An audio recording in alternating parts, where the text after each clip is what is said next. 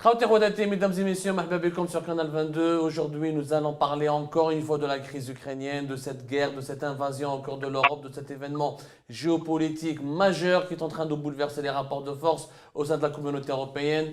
Personne ne s'attendait, ni en Algérie, ni au Maghreb, ni même en Europe, qu'une puissance comme la Russie pourrait lancer une aussi vaste opération militaire pour occuper un autre pays, ou du moins pour déplacer les frontières, ou du moins même pour changer un régime qui serait encore en place. J'ai le plaisir d'accueillir aujourd'hui sur le plateau M. Gamel Abina. Il a bien précisé tout à l'heure avant de commencer l'émission, Gamel Abina, il est algérien, il n'est pas égyptien, contrairement à ce que les apparences peuvent le prétendre. Marhaba bik, c'est Gamel, journaliste, spécialiste du Moyen-Orient. Merci d'avoir accepté notre invitation sur Canal 22. Merci pour l'invitation. Et nous avons aussi avec nous au téléphone depuis Genève, Mohamed Khadir, spécialiste lui aussi en géopolitique et chercheur et président de l'ONG Free Voice. Si je ne me trompe pas, c'est vraiment cela, Mohamed Khadir. Marhaba bik. Merci, Abdou. Marhaba bikoum.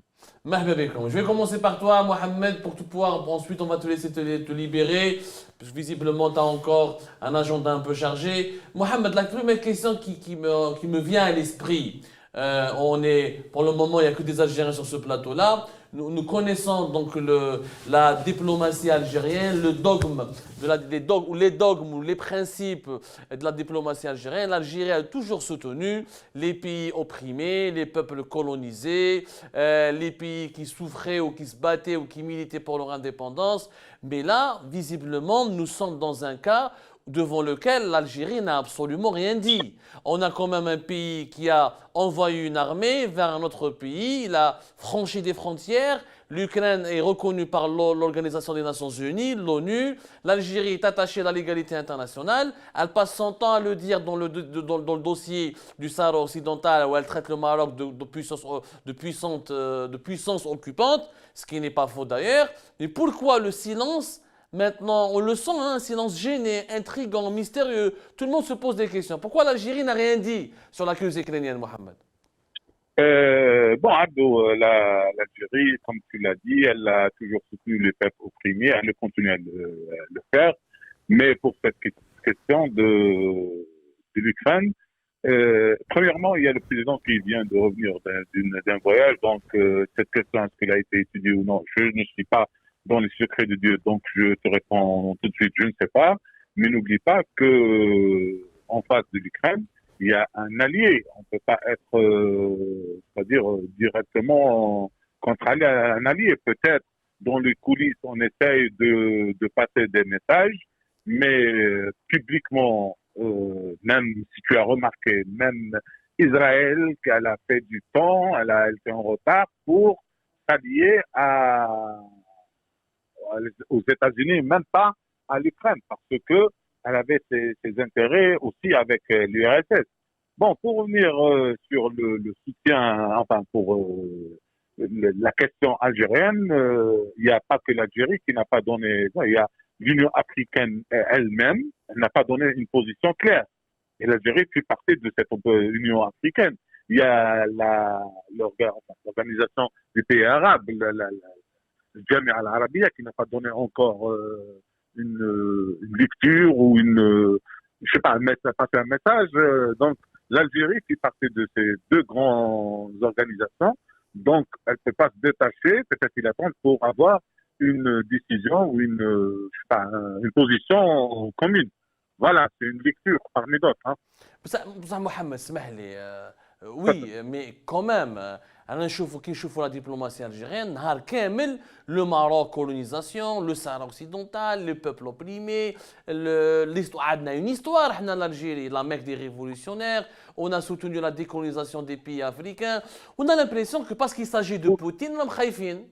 قولوها صراحة يعني محمد راك tu es chercheur, tu es journaliste, tu as même rencontré une fois, tu connais le système algérien, tu as rencontré l'actuel chef de la diplomatie algérienne, est-ce que c'est pas le fait qu'il s'agit de Poutine que ça dérange? Poutine, il m'a خافوا منه لو شو صاري. Bon, Abdou, moi j'ai rencontré Amamra dans d'autres conditions et c'est-à-dire pour faire une interview quand c'est de passage ici pour le Conseil de droits de l'homme, d'ailleurs qui vient de s'ouvrir pour sa 49e édition. Donc, c'est pas la même chose. Moi, je n'ai pas parlé des affaires européennes à l'époque.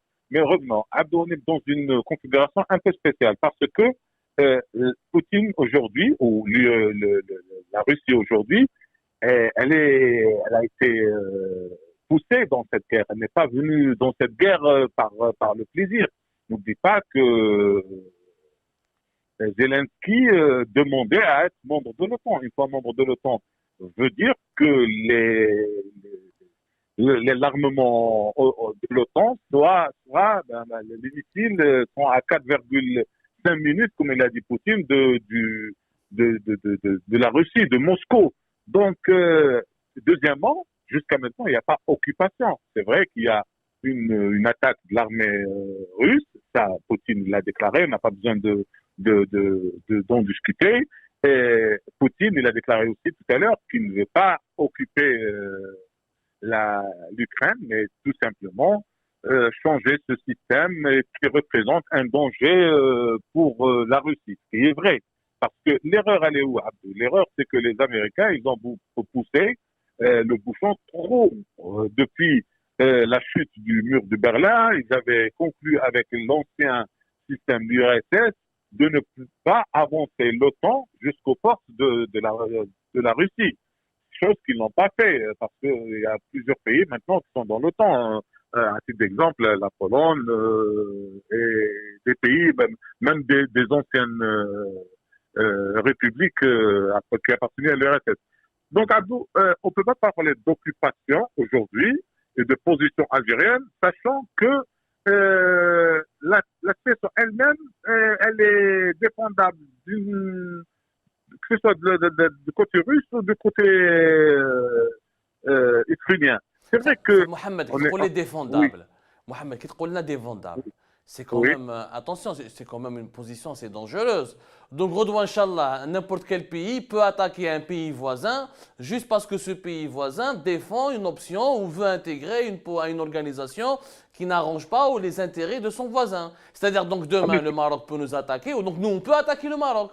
Est-ce que le Maroc peut nous attaquer ou nous on peut attaquer le Maroc parce que le Maroc a noué une alliance avec Israël ou là parce que le Maroc va dire ah l'Algérie elle est proche trop proche de la Chine, etc. Quand on dit c'est défendable, est-ce que le monde de demain, parce que l'agression, invasion, opération militaire, peu importe la terminologie selon l'idéologie ou selon la position de laquelle on parle. Mais est-ce qu'elle ne va pas inaugurer un monde qui sera différent de ce qu'on connaît? Il y a un monde un peu dangereux où le plus fort peut se permettre de faire ce qu'il veut parce qu'il est le plus fort. Bon, pour répondre à ta question, la première, est-ce que le Maroc peut nous attaquer? Nous, on peut attaquer le Maroc. Historiquement, l'Algérie n'a jamais attaqué qui que ce soit, ni le Maroc, ni la Tunisie, ni la Libye. Par contre, le Maroc, il a attaqué l'Algérie à 2 fois. Mais c'est pas grave, c'est pas notre sujet. Mais aujourd'hui, c'est pas la même situation. C'est-à-dire, demain, si l'Israël ramène des armes, je ne sais pas moi, des missiles dans la région, dirigés vers l'Algérie, moi, personnellement, je trouverais vraiment choquant que l'Algérie n'attaque pas. Que ce soit le Maroc ou n'importe quel pays, parce que si tu n'attaques pas, demain tu seras attaqué. La Russie, pourquoi elle a réagi comme ça? Parce que Zelensky et l'Ukraine, enfin c'est surtout Zelensky le président, parce que les Ukrainiens sont divisés. D'ailleurs, ils sont divisés au sens propre et au sens figuré. Ils sont divisés même géographiquement aujourd'hui, parce qu'il y a plusieurs races dans ce pays, qu'il a fait qu'il n'est pas une unité nationale ou autre. L'essentiel. Maintenant, quelqu'un qui te menace, si tu attends jusqu'à ce qu'il te bombarde, ça c'est une option que, écoute, les États-Unis, en 1962, elle a presque attaqué le Cuba parce que les Russes, enfin à l'époque c'était l'Union soviétique, ils ont placé des missiles à Cuba. Donc, les Américains, qu'est-ce qu'ils ont fait? Ils ont fait un embargo sur Cuba et ils allaient attaquer Cuba ce qui a fait jouer, c'était une question de quelques heures où Robert Kennedy, il a parlé avec l'ambassadeur russe à l'époque, enfin, soviétique à l'époque, et ils ont trouvé un arrangement concernant les missiles en Turquie et tout ça. Mais c'est pas la première fois que ça fait. L'OTAN, il a bombardé la Bosnie, tout ça, parce que pour éviter une guerre plus grande. Mais allez, Aujourd'hui, très bien, très bien. Je comprends. Je comprends ton analyse. Elle est déjà intéressante en soi, c'est vrai. Roya Gamel. Alors, comment nous, en tant que Maghrébins, en tant que Algériens, en tant que citoyens ressortissants du monde arabe, j'ai l'impression qu'on a du mal à se positionner par rapport à ce conflit ou cette guerre.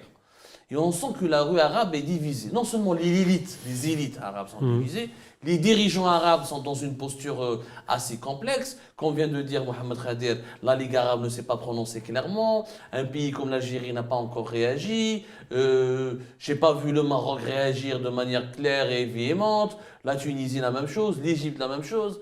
Comment doit-on se positionner? Est-ce que réellement Poutine est un agresseur, est un Hitler bis, ou est-ce que c'est quelqu'un qui vraiment est en train de défendre son pays contre l'expansion de l'OTAN? Alors d'abord, si les Arabes ne se positionnent pas, c'est simplement parce que le monde unipolaire, c'est fini.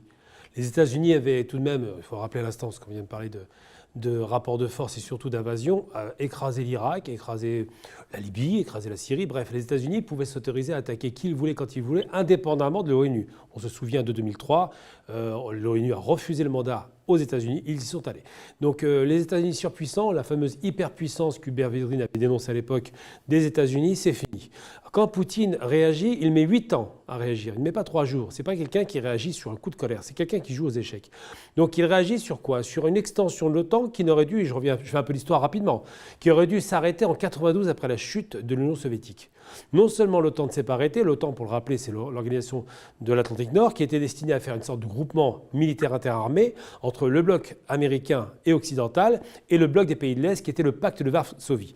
Le pacte de Varsovie a disparu en 92, mais l'OTAN est resté. Déjà la première trahison. C'est-à-dire que Gorbatchev à l'époque avait obtenu oralement un accord des États-Unis qu'il n'y aurait plus d'OTAN, ça a continué. Ensuite, il y a eu les années d'errance d'Helsinki qui ont conduit à ce que l'URSS s'affaiblisse. Et puis la reprise en main de Poutine, qui n'est pas un enfant de cœur, on l'a bien compris, mais surtout Poutine a compris le danger. Quand il fait les accords en Biélorussie de Minsk, il dit pour les minorités russophones qui sont en Ukraine et qui sont de son point de vue en danger, et on va expliquer pourquoi, il dit simplement vous devez nous garantir la sécurité pour ces minorités. Dans le Donbass en substance, il y a eu une guerre qui a provoqué quand même près de 10 000 morts, hein, c'est pas rien. Et donc, quand il dit ça, ils font les accords qui sont un traité de paix, littéralement, et qui auraient dû être acceptés par les États-Unis. Et qu'est-ce que font les Américains et la partie occidentale? Ils poussent leur avantage en ne s'occupant plus de ces accords de paix qui étaient des accords qui étaient viables, mais surtout, ils proposent à l'Ukraine d'intégrer l'OTAN. Je rappelle que l'Ukraine, c'est la porte de la Russie. Donc, ils n'ont pas arrêté d'avancer. Et la question qu'on peut se poser aujourd'hui, une question légitime, c'est pas de savoir pourquoi Poutine se défend, parce que finalement, quand il fait ça, il défend une position, il est en position défensive. En 63, quand les Russes envoient des missiles à Cuba qui préparent des installations d'armement offensifs, les Américains ont failli provoquer une troisième guerre mondiale. Et là, aux portes de la Russie, il faudrait que les Russes ne disent rien. Je ne suis pas, moi, pro-guerre du tout. Hein. Je considère que la Russie se redéploie de façon assez violente et visible. On le voit avec l'Afrique. Mais une réalité qui se pose, c'est qu'effectivement, les Russes ont tout fait pour empêcher que ça arrive. Aujourd'hui, Poutine réagit de la pire façon qui soit. Mais il réagit pourquoi? Parce que les Américains se moquent de lui. Donc, quand vous posez la question de savoir pourquoi les Algériens ne sont pas dans une posture défensive en disant c'est pas normal une invasion d'un pays, et c'est vrai que c'est une invasion, là-dessus on ne discute pas, il y a un passé. L'Ukraine, c'est quand même la base armée des Hitlériens contre les Russes à l'époque. Il ne faut pas oublier qu'il y a quand même des massacres à grande échelle là-bas. Donc Poutine ne peut pas être un Hitler.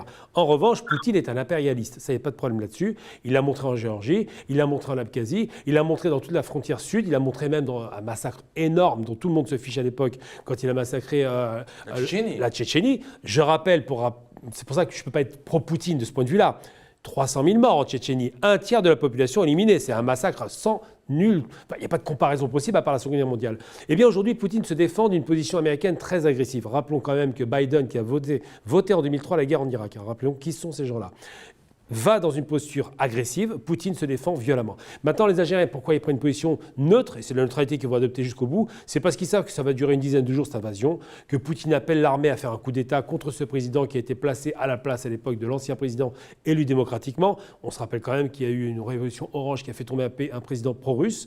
Donc ça, ils s'en souviennent. Les Algériens, surtout, sont les principaux alliés de la Russie sur la question du Mali, sur la question de la Centrafrique, et ils ont besoin des Russes en termes d'armement et de positionnement international. Aujourd'hui, le rideau de fer est retombé dans le monde parce que les Américains ont fait tout pour radicaliser les Russes. Védrine le disait très bien encore ce matin, il a dit nous aurions dû lever le pied, nous aurions dû écouter les Russes, nous aurions dû ne pas exagérer notre position parce que nous avons radicalisé Poutine. Poutine est le produit d'une politique occidentale offensive. Et donc les Algériens ne se trompent pas de guerre, ils savent parfaitement qu'une invasion d'un peuple est une mauvaise chose, mais ils savent pourquoi ça a été fait. Maintenant, c'est la réelle politique qui rentre en considération. Est-ce que l'Algérie doit condamner la Russie? Elle ne peut pas le faire pour des raisons simples, c'est géostratégique. Elle est du bloc de l'Est aujourd'hui. Justement, Megamed, ce que tu dis, moi j'adhère à ta grille de lecture. On ne peut pas nier qu'il y a une hyperpuissance américaine qui a fait beaucoup de mal au monde et qui explique en partie la radicalisation de Poutine. Mais aujourd'hui, quelle est la garantie que nous avons que le monde de demain sera un monde plus sûr, multipolaire? La disparition de l'hyperpuissance américaine ne va-t-elle pas céder à une nouvelle hyperpuissance russe, celle de Poutine? Et est-ce que Poutine ne fera pas pire que les Américains? Qu'est-ce qui empêchera Poutine d'aller vers un autre pays? Voilà, parce qu'il va dire allez, je vais m'attaquer à la Roumanie, allez, demain c'est les Pays-Bas, etc. Et en plus, on a vu Poutine en Syrie, il a joué un rôle quand même considérable. Considérable. Mais l'image, elle est là. Aujourd'hui, la Syrie, elle a été vassalisée. Bachar Assad, quand on voit Poutine arriver sur la fameuse base aérienne de Hmeymet, voilà, et une base navale à Takia, voilà, pour ne pas me tromper sur les noms des villes, on voit Bachar Assad derrière, Poutine, lui, le chef. Ça nous rappelle les images des anciens empires coloniaux, où il y a l'empereur qui vient visiter une colonie. Donc, est-ce que c'est pas rassurant, donc, finalement? Est-ce que c'est rassurant pour les petits pays, pour le monde que nous sommes, que nous représentons, pour nos pays à nous? Nous sommes, encore une fois, entre le marteau et l'enclume. On est entre deux feux qui peuvent nous J'ai envie de dire, pour modérer le propos, je ne dirais pas qu'on est entre le marteau et l'enclume. Ouais. On est entre deux superpuissances. Bon, on n'est pas dans les années 60, la troisième voie n'existe plus maintenant, malheureusement. Entre deux superpuissances qui rejouent aux échecs. Ouais. Les théâtres d'opération, malheureusement, sont en Asie, évidemment. Enfin, l'Asie, Moyen-Orient plutôt, et l'Afrique. On voit bien que l'offensive russe en Afrique est considérable. Après, il y a le bon et le pas bon. En République centrafricaine, par exemple, les Russes ont stoppé un massacre qui était annoncé interethnique et interreligieux. Chrétiens contre musulmans, les anti-Balaka, les Balaka, bref. Au Mali, c'est pareil. Ils veulent en finir avec ce qu'on appelle les djihadistes. Donc c'est un terme très, très générique pour dire en gros des groupes qui se réclament de l'islam et qui sont dans la séparation.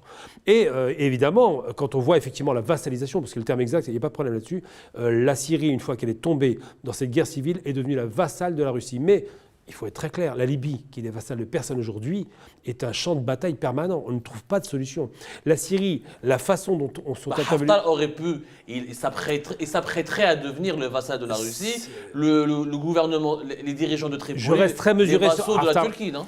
Haftar, qui est un ancien agent de la CIA, excusez-moi, Haftar ne pouvait pas être vassal de la Russie, même s'il a reçu le soutien de la Russie, parce que c'est un agent de la CIA. Il ne faut jamais oublier qu'il est resté 30 ans aux États-Unis, à 30 km de l'anglais, et surtout, il est soutenu par l'Égypte. L'Égypte, je suis désolé, c'est les vassaux des États-Unis. Donc, en termes de relations, c'est vrai que les Russes ont poussé l'arrobatage avec l'Égypte, mais c'est l'Égypte qui tire les ficelles. Et la Libye, de toute façon, n'est pas sortie de l'ornière. Aujourd'hui, effectivement, il y a la Turquie d'un côté, il y a effectivement les États-Unis, l'Égypte et la Russie qui y met son grain de sel pour des raisons économiques. Mais une chose est certaine aujourd'hui, on a redéployé un rideau de fer, c'est ce que je disais tout à l'heure, où on se rend compte que l'axe de l'Est s'est renforcé comme jamais. C'est-à-dire qu'à l'époque encore du rideau de fer, il n'y avait que la Russie et les satellites de la région. D'accord ? Aujourd'hui, il y a la Russie et la Chine en renfort, qui ne condamnent pas les Russes. N'oublions jamais que les Chinois disent ce n'est pas bien ce que vous avez fait, mais les Américains sont responsables. Non, quand vous mettez la balle au centre...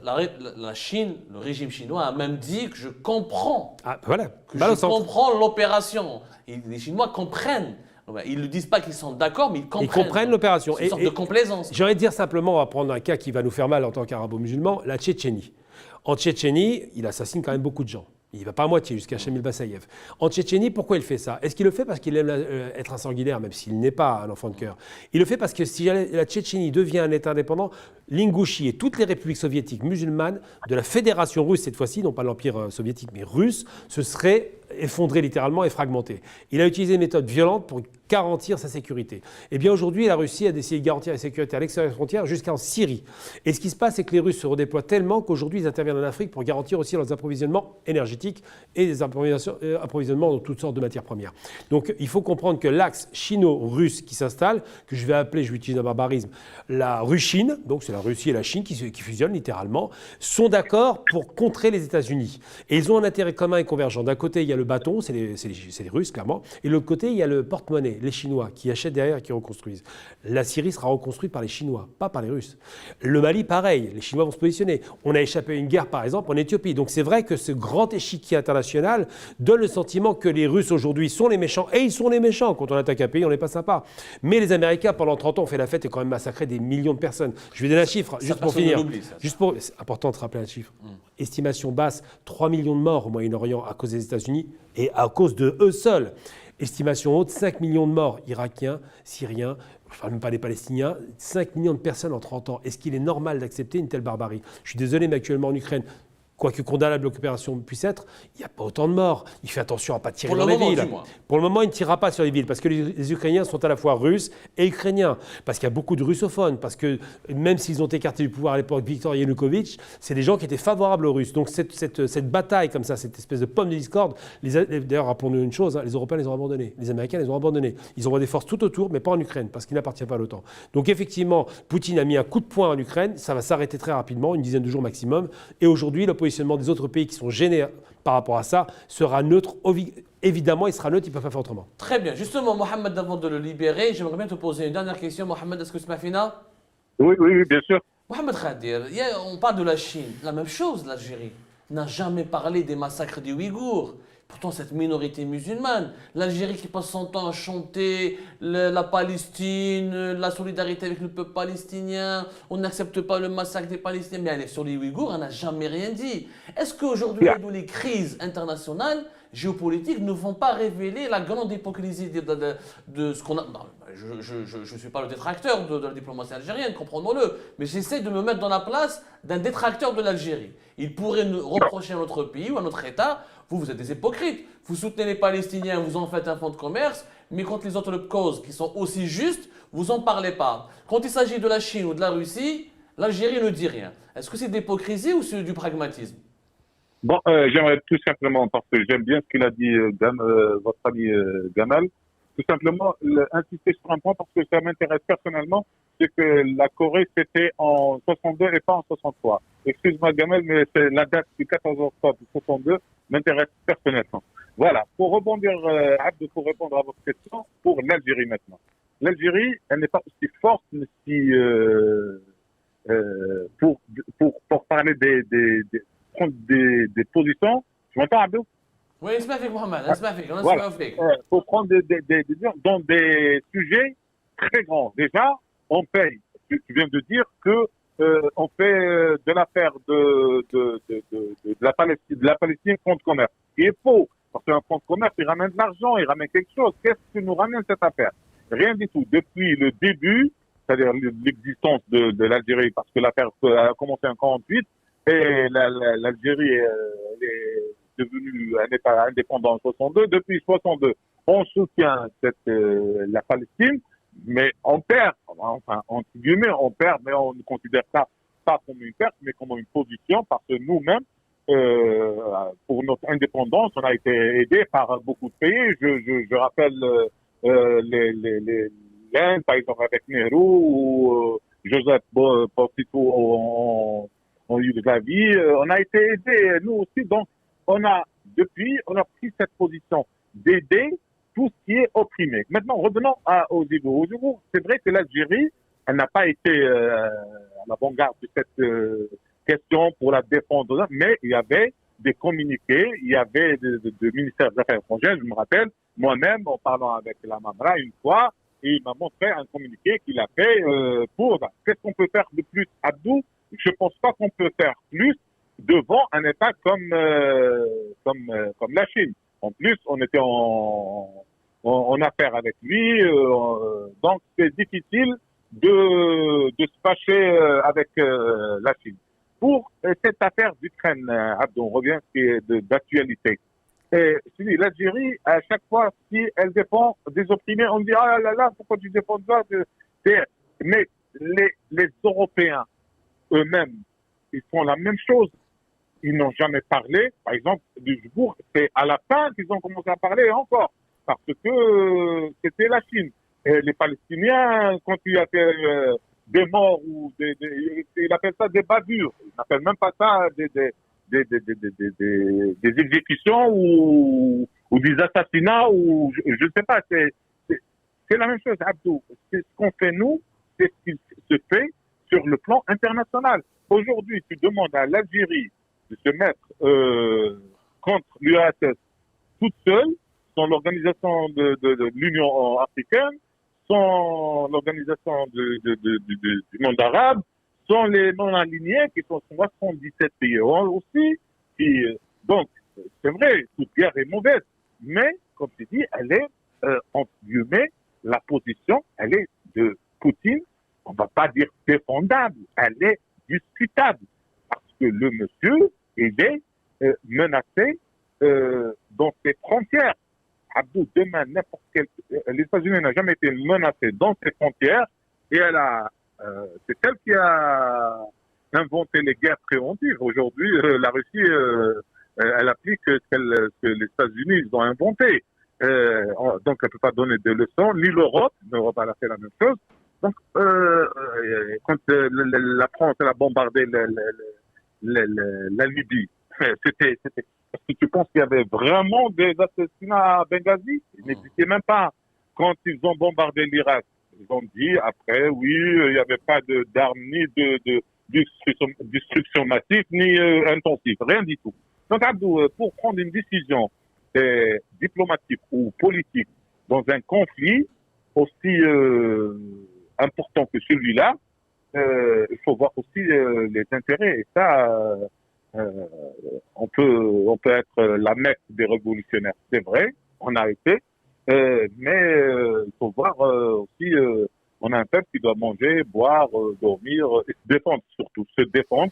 Justement, et tu sais merci. Merci beaucoup Mohamed, merci d'avoir accepté notre invitation, merci pour ton intervention. Mes amitiés à ton invité, Merci. et je regrette pour la correction de la date de Cuba. Hein, merci. Merci beaucoup Raya Mohamed Khadir depuis Genève qui était avec nous. Gamal, bon, Mohamed Khadir a dit il faut penser aussi à notre peuple. On peut pas, on a des intentions nobles, mais on ne peut pas se positionner sur toutes les causes nobles. On a un peuple à nourrir, on a un pays à sécuriser, etc. etc. Mais est-ce que réellement, un pays comme l'Algérie, ou même les autres pays du monde arabe, hein, que ce soit de l'Afrique du Nord ou du Moyen-Orient, est-ce qu'ils ont à gagner? Qu'est-ce qu'ils ont à gagner? Est-ce qu'ils peuvent faire confiance à la Russie? Est-ce qu'on peut remplacer le méchant américain par l'ours russe? Est-ce que l'ours russe sera... Est-ce qu'on a la garantie que l'ours russe sera plus gentil, plus protecteur, plus compréhensif et moins agressif et il ne va pas finir lui aussi par nous envahir, quoi? Non, les Russes n'ont pas vocation à envahir les pays arabes, ça ne les intéresse pas du tout. Les Russes ont vocation à garantir la sécurité dans les pays slaves. Donc la sphère d'influence russe, elle est clairement orientée, c'est l'Europe centrale, une partie de l'Europe de l'Est évidemment, et le sud de la région du Caucase. Le rapport des Russes avec les pays arabes est un rapport ambivalent, parce qu'on a vu qu'en 1986, par exemple, Kadhafi avait été bombardé par les États-Unis, les Russes n'ont rien dit. Récemment encore, en 2011, ils ne sont pas intervenus. Les Russes sont effectivement une grande puissance qui a toujours été une énorme puissance. D'ailleurs, c'est pas d'hier, du temps des tsars déjà, c'était une grande puissance qui a toujours manifesté son désir d'exister dans sa sphère d'influence. Un peu comme l'empire chinois, le fameux empire du milieu, ils ne sortaient pas de leurs frontières. C'est pas une tradition très offensive. Ils gardent et conservent leur précaré et ils veulent le conserver. En revanche, les Russes sont des gens qui ont des intérêts évidemment et qui se positionnent comme concurrents directs avec l'hyperpuissance américaine. Donc maintenant, il y a une bipolarité qui s'installe dans le monde. On déporte la puissance plutôt du côté de l'Est. On se rend bien compte avec l'Asie qu'elle fabrique tout et qu'elle sait tout faire. Et donc les Russes se positionnent. Ils ont fait une alliance stratégique avec la Chine qui n'existait pas à l'époque. Hein. Je veux dire, à l'époque de Mao, il n'y avait plus d'alliance avec les Russes.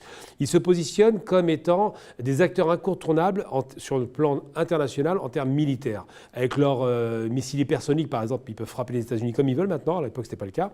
Et surtout, ils ne peuvent pas envahir d'autres pays parce qu'ils n'en ont même pas les moyens. Ils ont les moyens aéroportés d'emmener des hommes sur les théâtres d'opérations relativement proches proche, mais lointain, c'est très difficile. C'est une logistique considérable.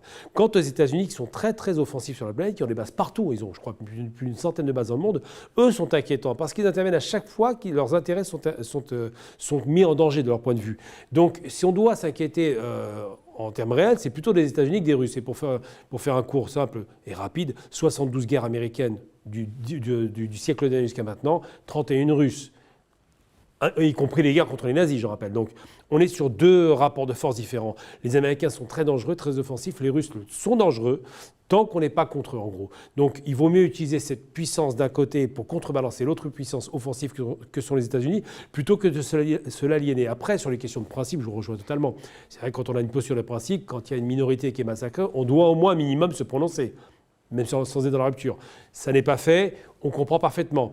Moi, j'aurais aimé aussi entendre les Algériens, pas seulement sur les Ouïghours, parce que les Ouïghours, ce n'est pas encore tout à fait acté, mais surtout tous les Rohingyas. C'est un massacre sans nom, les images, c'est très documenté. Oui, en des Birmanie. milliers de morts en Birmanie.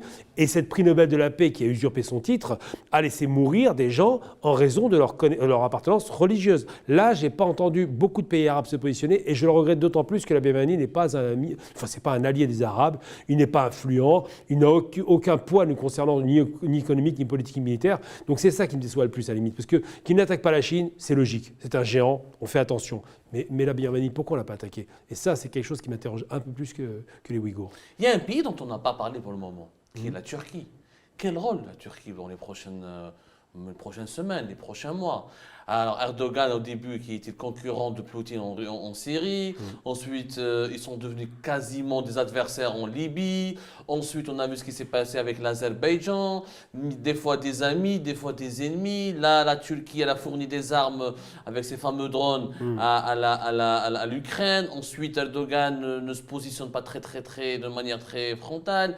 La Turquie, quel avenir elle aura? Un bras de fer, ça sera quoi? Alors la Turquie, il faut savoir quand même que les Turcs ont déjà été de nombreuses fois en guerre contre l'Empire russe. Ouais. Je parlais de ça. Historiquement, pardon. Historiquement, voilà. Donc c'est déjà deux grands concurrents. C'est pas rien la Turquie, c'est l'ancien empire ottoman, c'est un empire immense qui s'est réduit comme peau de chagrin jusqu'à sa chute dans les années 20. Donc la Turquie est aujourd'hui, avec le retour d'Erdogan et de ce que je vais appeler un islamo-nationalisme, c'est le terme qui mélange un peu l'islamisme et le nationalisme, la Turquie n'a d'intérêt que pour la Turquie. Et c'est logique. Depuis qu'Erdogan a failli être assassiné le 15 juillet 2016, il a eu le sentiment d'avoir été instrumentalisé comme Saddam Hussein en Irak. Donc aujourd'hui, Erdogan réfléchit. Les Américains ont voulu me faire assassiner par un type qui est hébergé chez eux, d'accord, c'est ce qu'il dit officiellement. En substance. Le coup d'État de 2016. C'est ça, c'est les kémalistes. Avorté, coup d'État. Avorté, mais c'est les kémalistes. C'est vraiment les kémalistes qui étaient derrière la manœuvre. Il accuse une autre personne, mais c'est bien les kémalistes. Mais ce qui se passe, c'est qu'il se rend bien compte que les ennemis d'Erdogan étaient à l'intérieur de la Turquie. Il a nettoyé le territoire. Maintenant, Erdogan, par exemple, les drones sont vendus par son neveu. Ces drones de deuxième génération qui ont sauvé, dans un cas par exemple, l'Éthiopie, donc là ils sont alliés avec les Russes, c'est vrai, et dans l'autre cas qui se sont opposés aux Russes sur la question par exemple de l'Ukraine. Parce que les Turcs ont un intérêt primordial, le seul intérêt c'est la Turquie. Les gens n'ont pas compris qu'Erdogan, en étant membre de l'OTAN pour neutraliser une action de l'OTAN contre lui, c'est possible aussi, c'était l'ancien pratiquement le bras armé de l'OTAN dans la région. Aujourd'hui, Erdogan utilise cet avantage qu'il a stratégique et en même temps garantit sa sécurité et sa sécurité économique. La livre turque a été durement frappée, je crois qu'il faut 14 livres pour 1 euro, c'est descendu quasiment à 20 livres pour 1 euro. Aujourd'hui, Erdogan défend sa sécurité économique, sa sécurité impériale, il fait du panturquisme, il joue beaucoup la question des Turcs de langue, des Turcs en dehors de la Turquie de langue turque, et de l'autre côté, il veut garantir une économie dynamique qui est la 20e économie mondiale. Donc moi je pense qu'Erdogan est un vrai nationaliste qui va là où ses intérêts le guident. Les Russes le savent très bien, c'est pourquoi ils lui ont vendu le système S-400. Donc déjà on se dit c'est étrange, il ne prend pas les armements américains mais russes, et en même temps ils se sont opposés sur la question du Haut-Karabakh. Et pourtant les Russes ont laissé faire. Ils auraient pu balayer littéralement les Azéris, ils ne l'ont pas fait. Donc il y a un accord tacite entre la Turquie et la Russie pour s'auto-neutraliser. Et je pense qu'effectivement la Turquie, son intérêt primordial, c'est la Turquie. Et donc, des pays arabes, des pays comme le nôtre, l'Algérie, comment ils vont exister dans le monde de demain? Quand on voit que le monde arabe est totalement divisé, l'Algérie en guerre permanente contre le Maroc, l'Égypte qui a toujours un problème avec l'Éthiopie, le Soudan, la situation dans les pays du Golfe, ou même la tension reste encore permanente entre les Qatars et les Émirats. Le monde arabe en général, le Maghreb en particulier, comment il va exister demain? Alors le monde arabe est une farce. Ça a été un rêve nassérien, ça a été un rêve panarabiste qui existait à l'époque. Je porte le nom de Nasser, c'est pas par hasard. C'est devenu une farce parce qu'il y a d'un côté les États qu'on appelle monarchiques. Et par définition, un monarque ne lâche pas son pouvoir et ne va pas le déléguer. Il le garde éternellement, de père en fils. Et de l'autre côté, les États républicains, de type socialiste, en gros. Et ce qui se passe, c'est qu'ils n'ont jamais réussi à se mettre d'accord, ne serait-ce que le Machrek et le Maghreb, pour commencer. Et même au sein du Machrek, donc de ce qu'on appelle le Golfe, le Conseil de coopération du Golfe, qui regroupe 5 pays, ils ont failli faire la guerre au Qatar. Pourquoi? Pour des raisons bassement idéologiques. Le Qatar, c'est frères musulmans. L'Arabie, c'est plutôt le wahhabisme. Donc, ils ne sont pas d'accord. Ils ont voulu se faire la guerre pour une question aussi de précaré, de domination régionale. Donc, effectivement, on se rend compte que le monde arabe fait des alliances et des mésalliances en fonction des dirigeants, en fonction des intérêts stratégiques et en fonction de leurs intérêts personnels. Je ne crois pas qu'il y ait une voie du monde arabe qui existera jamais un jour, malheureusement. Je crois plus en une voie du Maghreb. Parce qu'on a montré quand même des choses positives. Ça paraît étrange de le dire aujourd'hui. Oui, mais ça me surprend. Oui, absolument. Quand on voit ce qui se passe entre le Maroc et l'Algérie. Je mets le Maroc de côté, encore une fois, c'est une monarchie. Donc la monarchie, encore une fois, pour discuter avec un monarque, c'est compliqué parce qu'il se croit de droit divin. Donc c'est difficile. Puis surtout, le Maroc, c'est clairement l'axe occidental, l'ultralibéralisme. Donc On sait qu'il faut faire le Maghreb sans le Maroc. Je déplore que le Maroc puisse pas se mettre d'accord avec l'Algérie. Moi, j'aurais rêvé de voir, je vais vous donner une petite piste de réflexion, j'aurais rêvé de voir un cartel pour en finir avec ces problèmes régionaux et ces problèmes frontaliers, un cartel sur le phosphate. Parce que si on voulait se mettre d'accord, comme l'Europe l'a fait avec l'acier et le charbon, on aurait pu se mettre d'accord avec le phosphate, qui est une immense puissance, une immense richesse dont on a cruellement besoin dans le monde. Nous sommes les premières réserves de phosphate au monde, le Maroc, le Sahara occidental, l'Algérie, la Tunisie. On pouvait faire un cartel avec ces pays-là et dépasser les questions bassement régionales, de clivage, de drapeau, je ne sais, et arriver à s'unir. Bon, ça, c'est une piste de réflexion qui peut être lancée, je la lance maintenant devant vous, mais je pense qu'effectivement, aujourd'hui, le Maghreb commence à s'unir, ça paraît étrange, mais ça commence à s'unir, quoi qu'il en soit. On attendra le Maroc, l'Algérie, Mauritanie, Tunisie. On voit bien que l'Algérie et la Tunisie, c'est des copains maintenant. Et peut-être, on espère, la Libye, puisque la paix semble prendre enfin peut-être le chemin de la réussite. C'est là-dessus que je m'appuie pour imaginer que le Maghreb est plus solide que le Machrek, qui ne fonctionne que sur des questions d'argent. Mais est-ce qu'il n'y a pas un autre danger face à l'axe Rushin, comme vous l'avez appelé, c'est-à-dire à l'axe Pékin-Moscou, qu'on le veuille ou non, avec Washington, Bruxelles, Paris ou Berlin ou Londres, ces pays-là, il y avait un minima démocratique. Quand des pays arabes violaient les droits de l'homme ou quand il y avait des dérives autocratiques, les opposants de ces pays-là, la preuve, nous sommes dans un pays occidental. Oui, bien sûr. On se voit mal à Moscou en train de monter une télévision qui s'opposerait au régime algérien ou à n'importe quel régime dans notre pays arabe. Mais est-ce que l'hyperpuissance de l'axe Moscou-Pékin ne va pas aggraver les dérives autocratiques dans les pays arabes?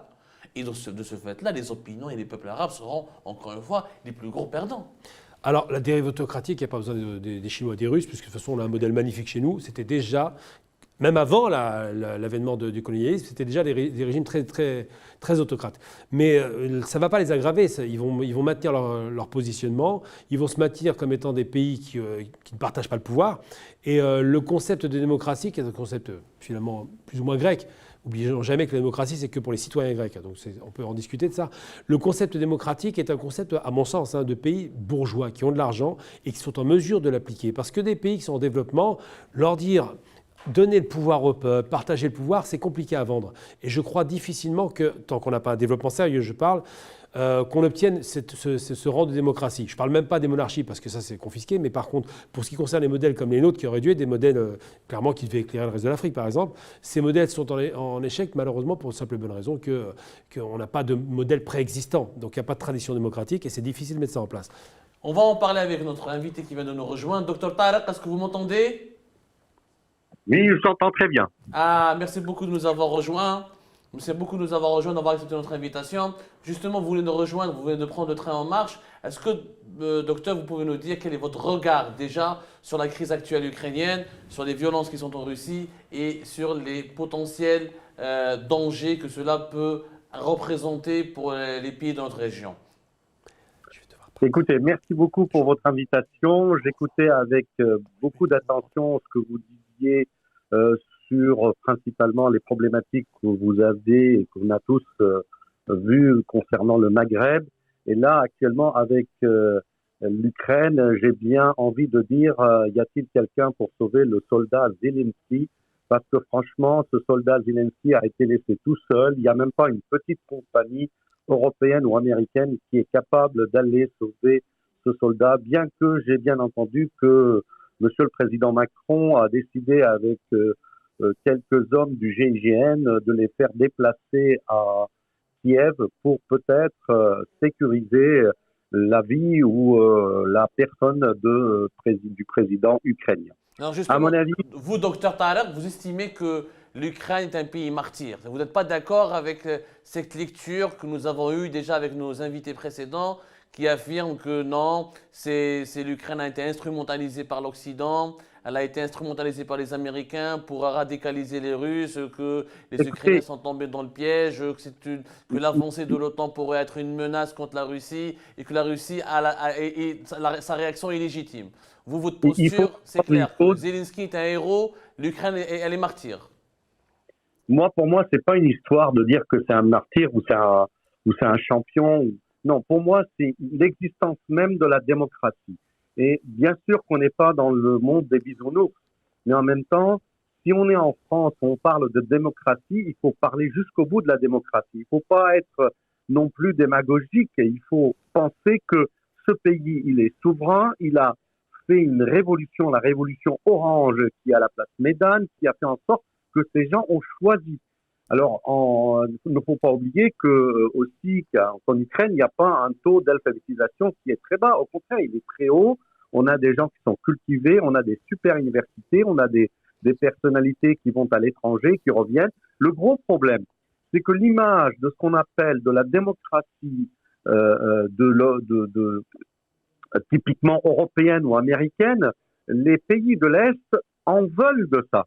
Et lorsqu'ils en veulent de ça, ils vont sur ce qu'on appelle les intellectuels et aussi cette espèce de caste qui est capable de lever ce qu'on appelle l'objectif politique ou l'objectif d'être un État qui pourrait aboutir à être quelque chose comme une démocratie qui est capable de décider. Le problème que il y a un manque au niveau de cette élite politique à l'intérieur de l'Ukraine qui a été franchement guidée par ce que j'appelle moi des bruits qui venaient des États-Unis. On sait très bien qu'il y a des généraux américains d'origine ukrainienne qui ont voulu faire des investissements principalement dans le tourisme et qui se sont installés sur la mer Noire et qui ont demandé à l'État ukrainien de leur faire pas mal d'aide, de facilité. Et ces gens-là ont investi avec des milliards de dollars. On en parle d'à peu près 22 à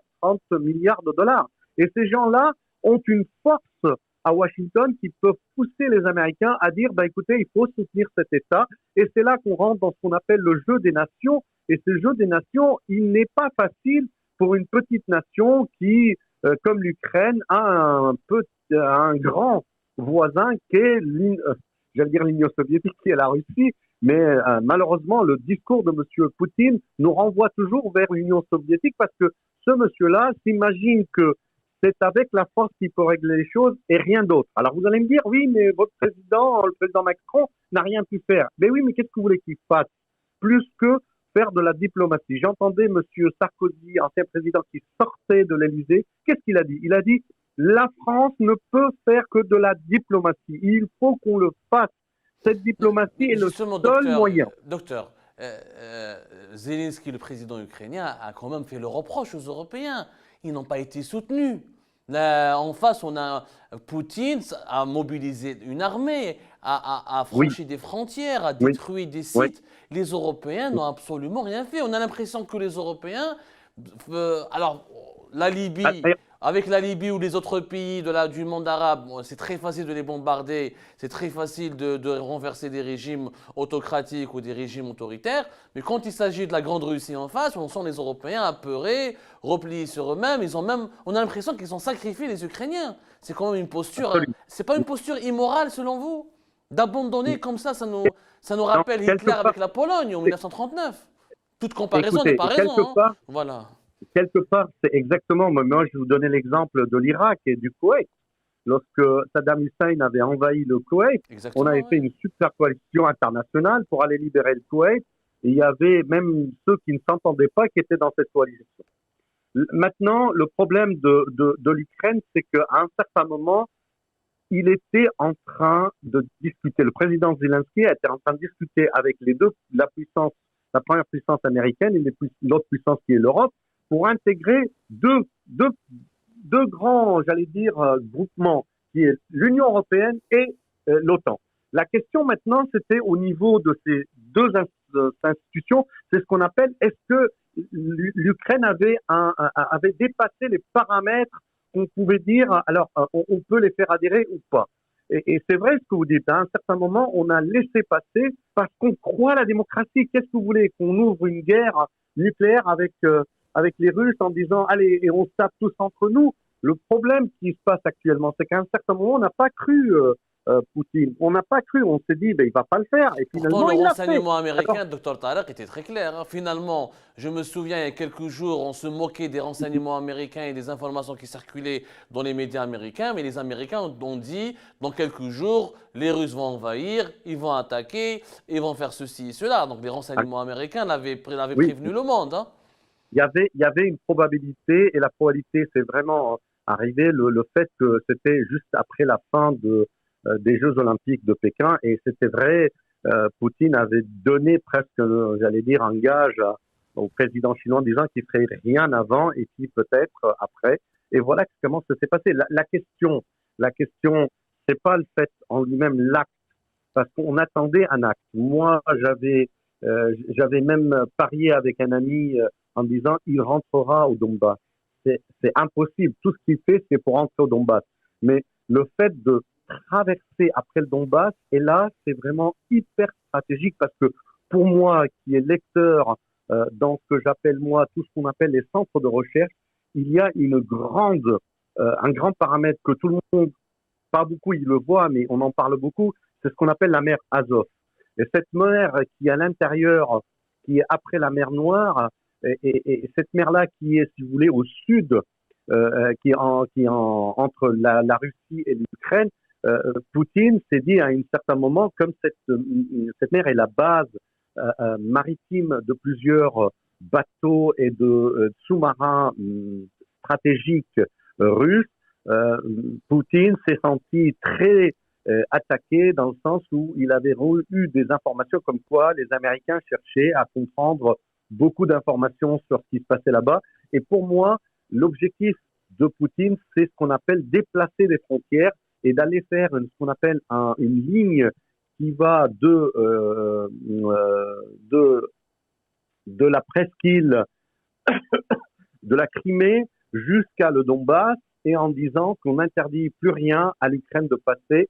Et cette espèce de croissant qu'il veut faire là-bas pour vraiment préserver ce qu'il appelle lui et les autres la sécurité nationale russe. Et à partir de là, je pense que personne ne pariait que Poutine allait dépasser ceci. Pour moi, c'était ça. Mais là, maintenant, il y a comme une espèce d'obsession pour tuer le président Zelensky et pour... Alors lui, il utilise le terme de nazisme, comme quoi il y a des nazis dans l'appareil d'État ukrainien, qui fait qu'il a derrière lui pas mal de nationalistes russes qui leur rappellent dans l'histoire qu'ont fait les soviétiques pour combattre le nazisme. Et à partir de là, je pense que ça a pris une autre dimension. Là, on est à 36 heures d'un acte de guerre immoral, d'un acte de guerre qui va être condamné, même que lorsque dans au Conseil de sécurité de l'ONU, même s'il y aura le veto russe, on s'en fout quelque part, excusez-moi du terme, mais pour nous, il faut que ce monsieur reconnaisse qu'à un certain moment, on ne peut plus faire de la politique de la sorte. Et c'est exactement pareil pour les Américains. Je ne suis pas là pour défendre le monde de l'autre côté, parce que les Américains l'ont fait ailleurs, principalement en Irak, lorsqu'ils sont venus. Mais en même temps, il y a à un certain moment, la guerre est la porte de l'Europe. Et que fait ce monsieur? Il n'est pas capable de nous dire à un certain moment pourquoi il veut arriver à ça. Très bien, il nous reste que 2 minutes. Je vous remercie énormément, docteur. Merci beaucoup d'avoir accepté notre invitation. Juste le temps de poser une dernière question à notre invité Gamen sur le plateau. Moi, je voudrais juste comprendre, en guise de conclusion. Il y a une fascination quand même pour ce personnage qui est Poutine. Et on le voit sur les réseaux sociaux des pays arabes. notamment des pays du Maghreb? Est-ce qu'il ne faut pas s'en inquiéter? Est-ce que demain, les futures générations vont nous dire « Ah, la démocratie, c'est pas fun, c'est démodé, c'est faible.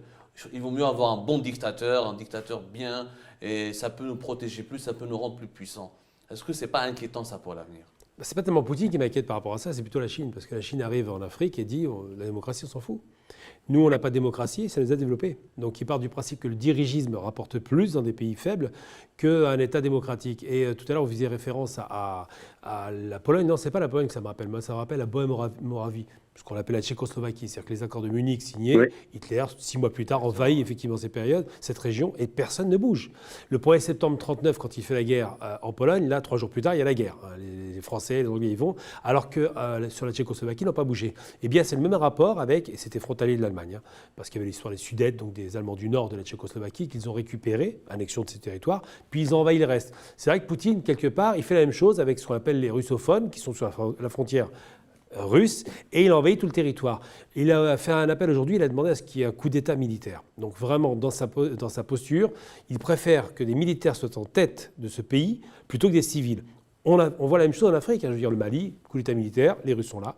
La Guinée, pareil. On a aussi ça, le coup d'État accéléré. Burkina Faso. Burkina, absolument. Donc tous ces pays comme ça se rendent compte que le modèle russe, c'est un modèle militarisé qui rappelle le modèle chinois aussi. D'un côté les Russes, c'est les armements, de l'autre côté les Chinois, c'est l'investissement. Donc comme les Européens ont démontré avec 60 ans d'indépendance qu'ils n'ont rien fait pour l'Afrique, n'oublions jamais que toutes ces anciennes puissances coloniales n'ont pas développé quoi que ce soit en Afrique. Ils les ont laissés dans une misère noire alors que c'est le continent le plus riche. Est-ce que les Russes et les Chinois vont le faire? C'est ça, gamin. On ne sait pas s'ils le feront, mais on sait déjà, c'est que dans la tête des dirigeants africains, ceux qui ont échoué, c'est les autres. Donc ils disent à choisir, on va essayer avec les Russes et les Chinois. Voilà. Un dernier mot, docteur Thaler, vous voulez réagir? Est-ce que voilà, on est tous d'accord que les Occidentaux ont été mauvais, ne sont pas exemplaires, mais faut-il pour autant tomber dans les bras de Moscou et de Pékin?